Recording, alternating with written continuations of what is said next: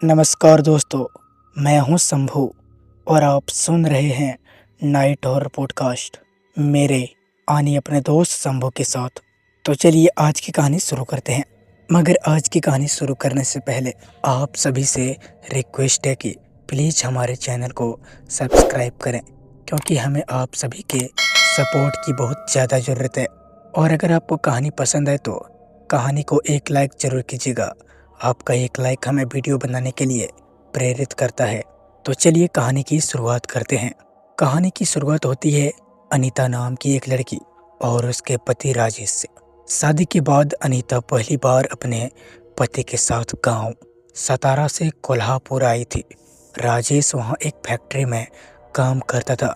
उनका नया घर 3 कमरों का पक्का मकान था, जिसके आगे पीछे काफ़ी खाली ज़मीन थी। जमीन पर रंग बिरंगे फूल की क्यारियां लगी थी। घर के ठीक सामने एक बड़ा और पुराना पीपल का पेड़ खड़ा था।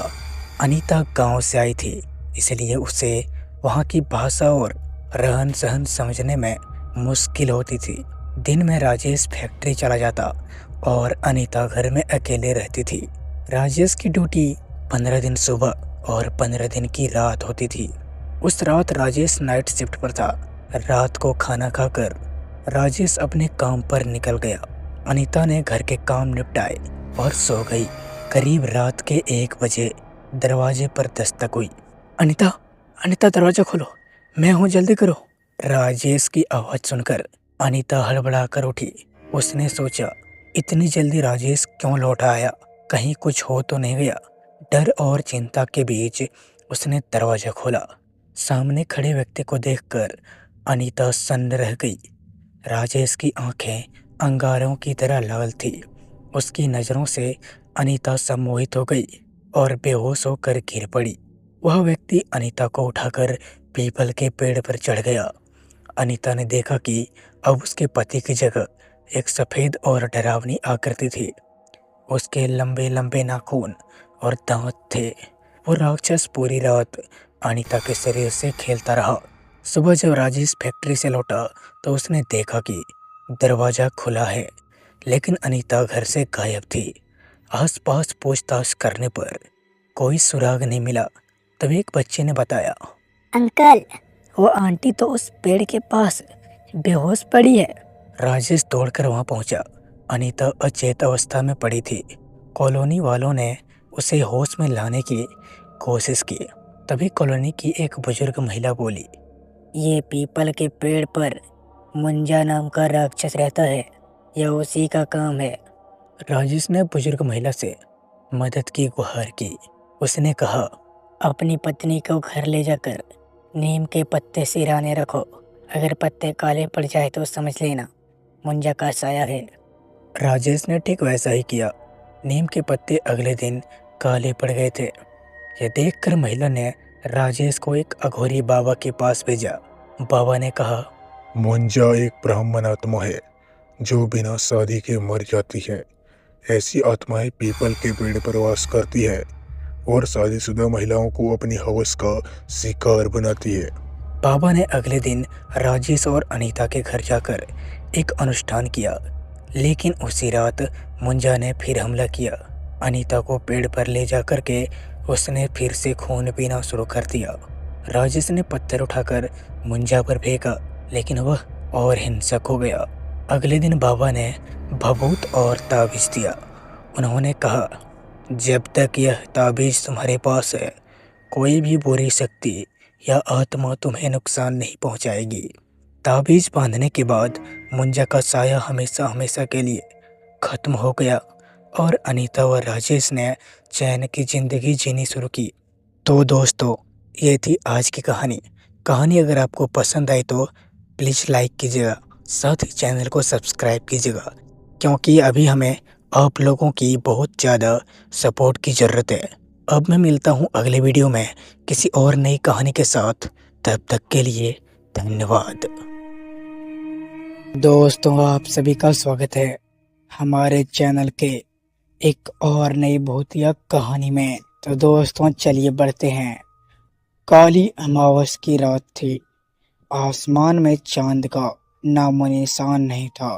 चारों तरफ घना अंधेरा पसरा हुआ था। हवाएं की सिकसिकियों से पेड़ की पत्तियां सिहर रही थी।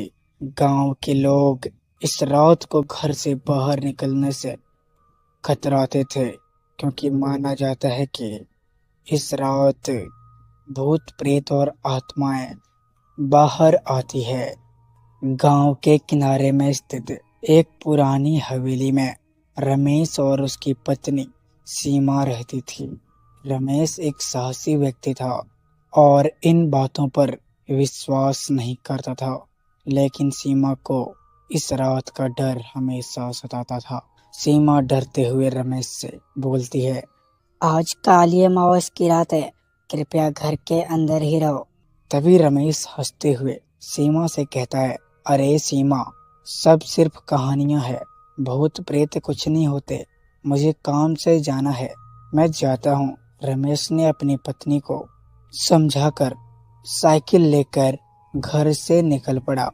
हवेली से दूर एक घने जंगल के पास उसकी खेत थी, जहां उसे कुछ जरूरी काम था। रास्ता सुनसान था और हर कदम के साथ एक अजीब सी आवाजें सुनाई दे रही थी। जैसे ही रमेश जंगल के पास पहुंचा, उसने देखा कि एक बूढ़ी औरत बैठी है। उसकी आंखें लाल थी और चेहरा झुर्रियों से भरा था। रमेश ने सोचा कि शायद उसे मदद की जरूरत है और वह उसके पास चला गया। रमेश ने बड़े ही धीरे से कहा, अम्मा, आप यहाँ इस समय क्या कर रही हैं? क्या आपको कोई मदद चाहिए? बूढ़ी औरत रहस्यमय आवाज में रमेश से बोलता है, बेटा, मुझे घर जाने में मदद करोगे? रमेश ने सहमति से सिर हिलाया और उस बूढ़ी औरत को अपनी साइकिल पर बिठा लिया। रास्ते में बूढ़ी औरत ने रमेश को एक कहानी सुनाई कि कैसे उसकी मृत्यु इसी जंगल में हुई थी और तब से वह इस जंगल में भटक रही है। रमेश को यह सब अजीब लगा, लेकिन उसने ध्यान नहीं दिया। बूढ़ी औरत बड़े ही धीमी आवाज में कहती है, बेटा, जब मैं मरी थी तो मेरे अंतिम संस्कार नहीं हुआ था। मेरी आत्मा अभी भी इसी जंगल में फंसी हुई है। रमेश हैरान होते हुए बोलता है, अम्मा, आप ये क्या क्या कह रहे हैं? बूढ़ी औरत ने अचानक से अपनी आवाज में बदलाव किया और उसकी आंखें और भी ज्यादा लाल हो गई। बूढ़ी औरत भयावह आवाज में, अब तुझे मेरी जगह लेनी होगी। रमेश का दिल तेजी से धड़कने लगा। उसने अपनी साइकिल रोकी और बूढ़ी औरत से दूर हटने की प्रयास करने लगा, लेकिन बूढ़ी औरत ने उसकी बांह पकड़ ली और उसकी पकड़ ठंडी और बर्फीली थी। रमेश ने खुद को छुड़ाने की कोशिश की, लेकिन रमेश खुद को छुड़ाने में असफल रहा। अचानक बूढ़ी औरत ने एक भयानक चीख मारी और उसके चेहरे की झुर्रियां और ज्यादा गहरी हो गई। रमेश ने देखा कि उसका चेहरा धीरे धीरे विकृत हो रहा है और उसके बाल अब हवा में चारों तरफ उड़ रहे थे।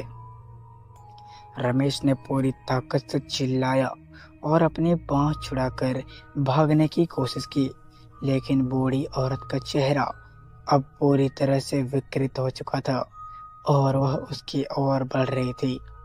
रमेश ने जल्दी से अपनी साइकिल उठाई और तेजी से गांव की ओर भागा। गांव में पहुंचकर रमेश ने अपनी पत्नी सीमा को ये सब बातें बताया। सीमा ने तुरंत पंडित जी को बुलाया और उन्होंने रमेश को बचाने के लिए कुछ पूजा पाठ करवाया। पंडित जी गंभीर स्वर में, यह आत्मा बहुत समय से मुक्ति की तलाश में है, हमें उसके लिए प्रार्थना करनी होगी और उसकी आत्मा की शांति के लिए कुछ अनुष्ठान करने होंगे, पंडित ने कहा। पंडित जी तभी कुछ मंत्र पढ़ने लगे और पूजा की तैयारी कर दी। धीरे धीरे माहौल शांत होने लगा और रमेश ने राहत की सांस ली। उस रात के बाद रमेश ने कभी भी काली अमावस की रात को हल्के में नहीं लिया और हमेशा घर के अंदर ही रहता है। तो दोस्तों ये थी आज की कहानी। कैसा लगा हमें कमेंट में ज़रूर बताइएगा और अगर कहानी पसंद आई तो वीडियो को लाइक कीजिएगा, साथ ही चैनल को सब्सक्राइब कीजिएगा।